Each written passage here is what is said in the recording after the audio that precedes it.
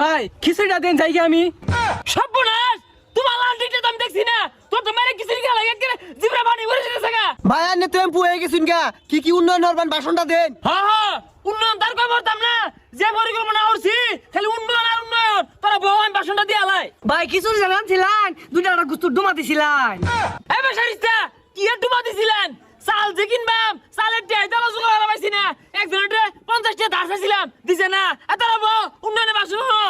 আমি যদি পাস করা ভাই কি পাস তো কই রেখেছি, লক্ষ লক্ষ জনতা মই একটা খালি বদনাম মার্কা আগ বস